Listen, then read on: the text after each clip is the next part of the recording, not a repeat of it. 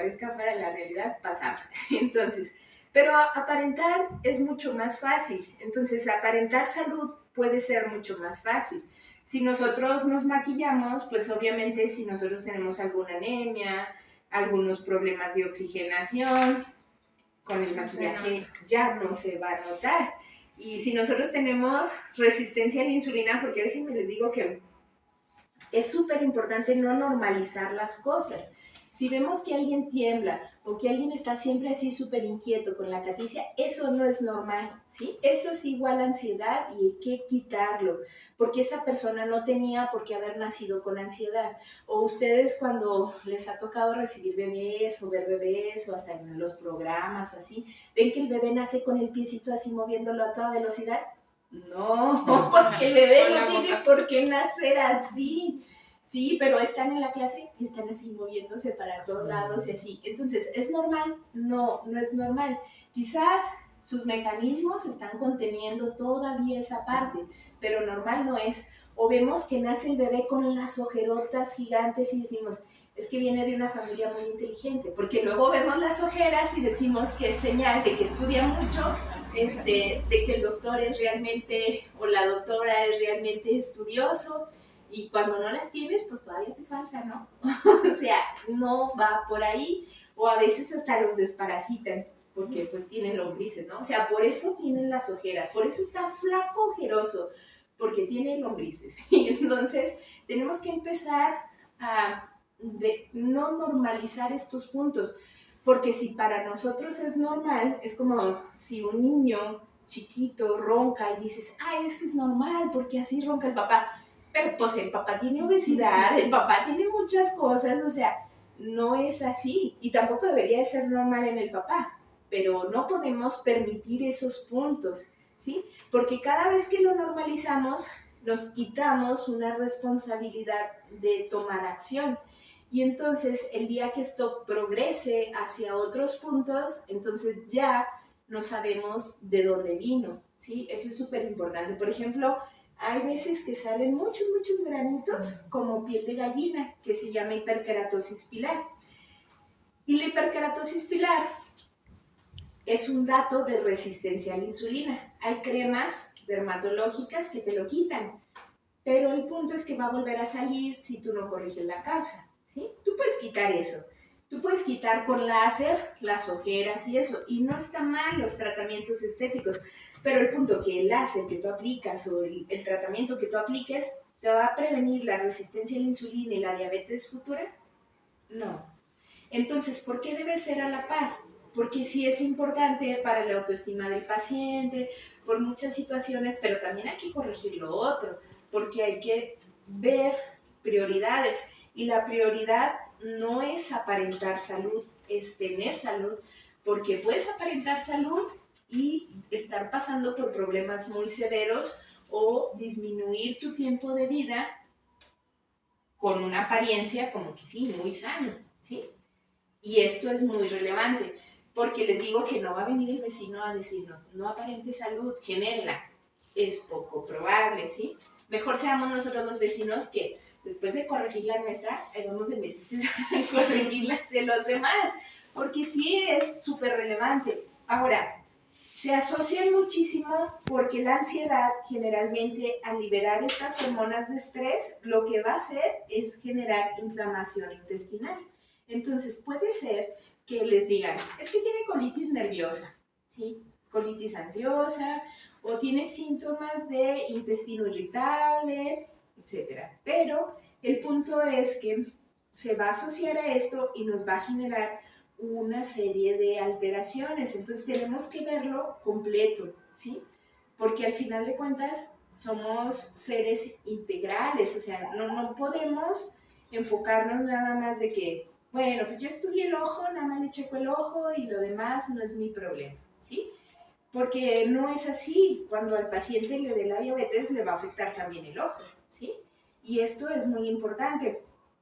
Y al final, en la medicina de especialidad, a veces caemos en un problema, que es, no, es que como yo soy el especialista, no sé qué, pues yo ya no te mido Ni te pregunto ni cuántas horas duermes al día, porque ese es trabajo del médico general. Ni te pregunto cuánta agua tomas al día. A mí eso no me interesa. Y entonces dice uno, bueno, pero si la mayoría de nuestro organismo es agua, y así seas de ortopedia, pues las articulaciones, los cartílagos, la mayoría es agua. Entonces, pues claro que va a ser relevante, pero bueno, después no lo hacen. Y no te peso, porque pues para eso ve con el nutriólogo, ¿no? Y de tal forma que terminamos viendo de una pirámide solo un lado. Y ese lado es insuficiente para saber cómo poder ayudar al paciente sin tener que dar medicamentos que terminen en este rubro donde no sabemos qué pasa, pero solo damos medicamentos para el síntoma.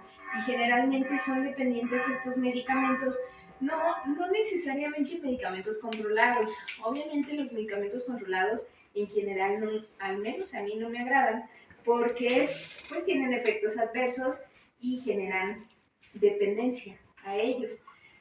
Pero también pueden generar dependencia a otros medicamentos. Incluso, por ejemplo, en los estudios de farmacogenética que nosotros hacemos, o que hacen en toda la República y a nivel internacional, pues se ha visto que la mayoría de las personas la metformina no les ayuda, les genera daño gastrointestinal y parece algo inofensivo, pero les puede llevar a una demencia. Entonces esto es muy importante porque cuántas de las personas tienen problemas de resistencia a la insulina o de diabetes y están siendo manejadas de primera instancia con metformina. Entonces sí es súper importante porque al final pues es la salud de uno, ¿sí? Y cuando uno termine con una demencia y no sepa por qué, pero fue uno el que diariamente contribuyó a llegar a ese punto. De hecho, la pura hidratación deficiente que te da, pues, alteraciones en el gasto cardíaco, simplemente que son subclínicas, no te das cuenta y es porque no te hidratas, te puede llevar a demencia. Entonces ya cuando empiezas a hacer esas correlaciones, a lo mejor se ven lejanas, pero nosotros pues vemos esos pacientes y ya no es tan lejano. Y puede hacer la diferencia entre que tú vayas y visites a alguien o esperes a que te visiten. Y eso es un mundo real de diferencia. Entonces, por ejemplo, hay artículos recientes que hablan sobre cómo el simple hecho de vivir en ciudades, en estas grandes urbes, aumenta el riesgo en 20% si vives por más de 2 décadas en estos lugares para demencia. ¿Qué quiere decir esto? Que de 5 pacientes que tengamos con demencia, uno de ellos no la habría tenido si hubiera elegido un lugar adecuado para vivir, ¿sí? Y esto es muy importante porque parece que todos queremos, bueno, obviamente yo viví mucho tiempo en otras ciudades y agradezco y todo, pero también agradezco vivir en una ciudad donde yo decido qué tan estresante o no es mi vida, ¿sí?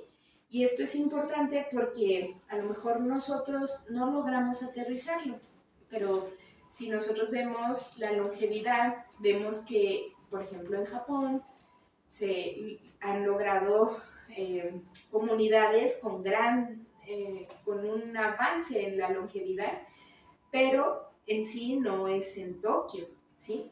Y esto es muy importante porque parece tan llamativo, o sea, como los lugares que todo el mundo elige, los hábitos que todo el mundo elige, pero pues también hay que ver cómo está todo el mundo. Y vemos los niveles de ansiedad, de depresión, que los detectamos cada vez en los niños, cada vez más frecuente, que la ansiedad se asocia muchísimo a depresión. Les debieron de haber dado unas hojitas ahí donde viene incluso la heredabilidad de la depresión.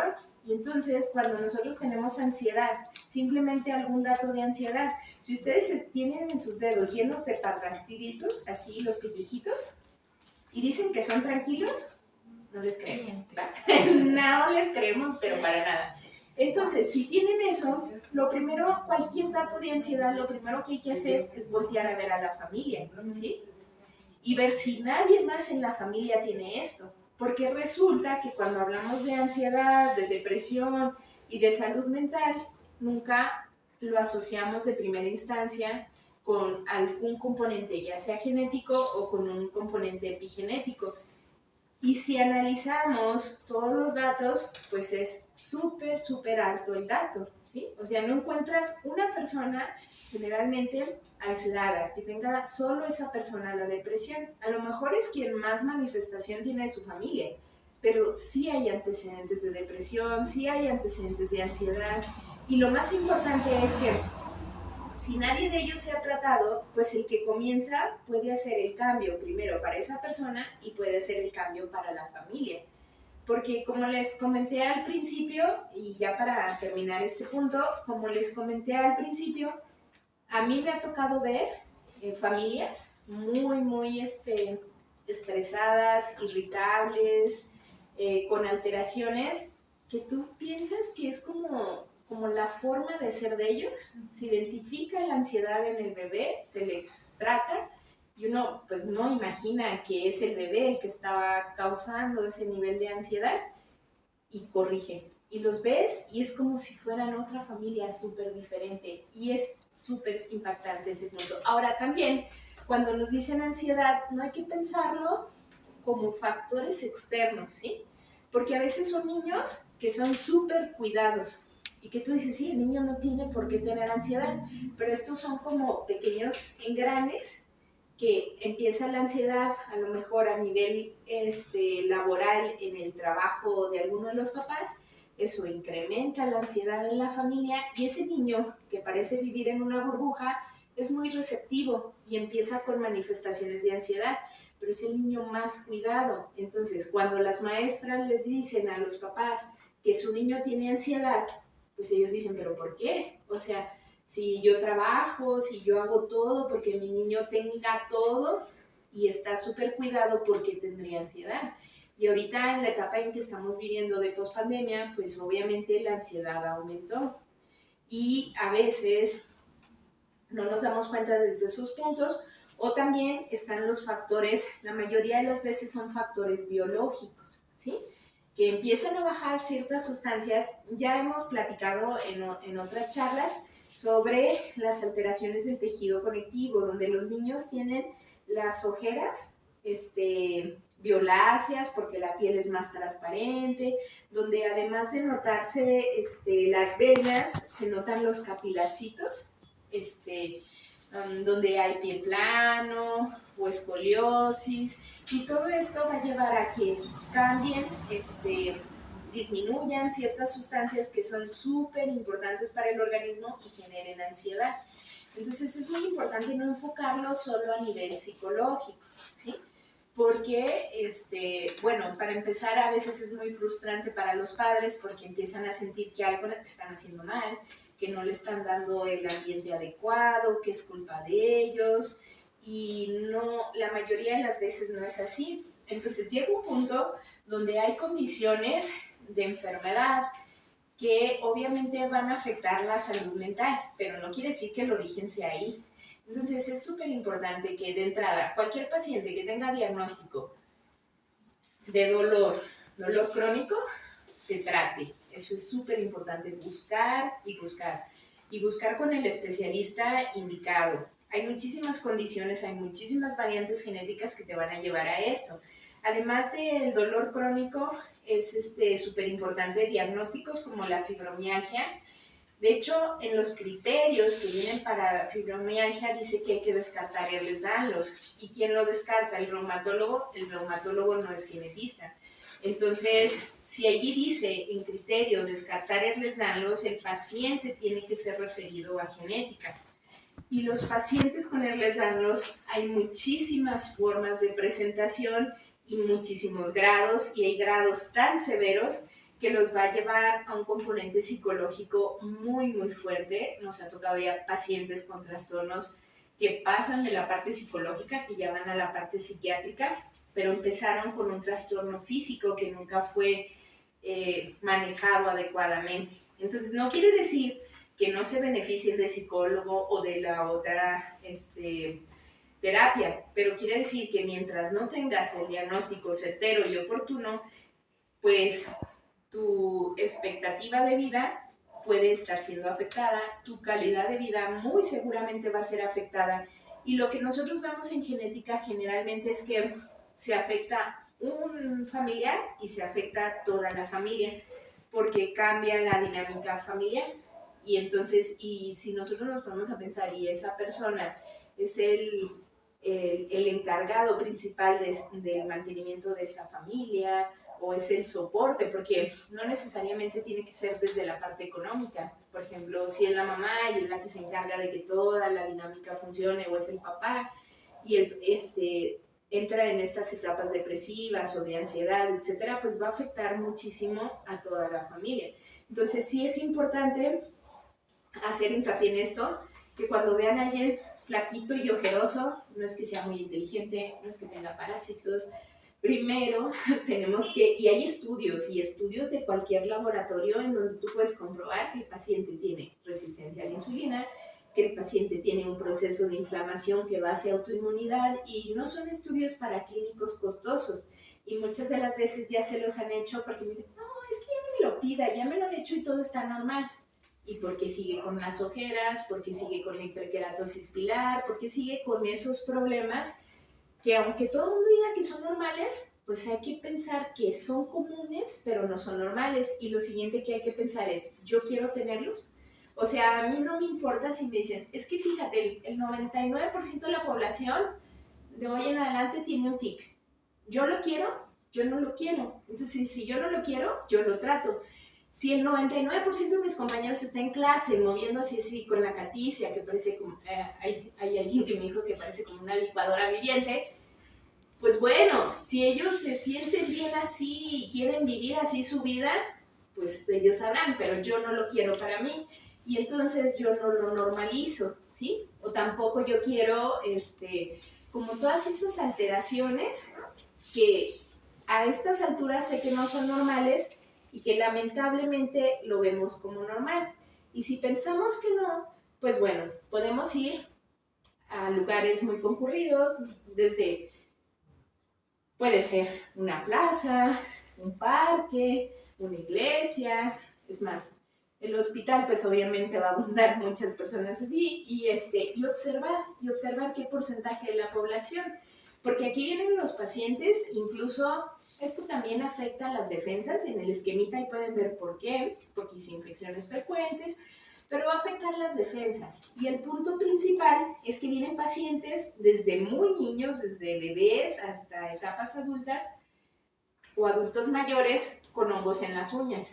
Y últimamente, cada comentario que nos dicen que nosotros queremos pensar que es por la post-pandemia, que el cerebro continúa inflamado, porque en serio que nosotros a veces no entendemos ese tipo de comentarios. Por ejemplo, uno de nuestros pacientes lo tratamos al mes, llevaba una mejoría increíble en su uña, y luego dice que para qué le quiero quitar el hongo en la uña, que para qué, como pues es mi hobby, ¿no? O sea, mi hobby es andar curando hongos en las uñas, que todos sus demás médicos se lo vieron, no se lo trataron, le regresaron su calcetín así, y entonces casi el señor nos dice que supere, que para qué se lo quitamos, y nosotros así como, hay que tomar una conciencia más grande, porque o sea, es terrible, porque desde medicina general, y por eso sé que me van a llevar comentarios, pero ni modo, es que desde medicina general nos enseñan a tratar eso.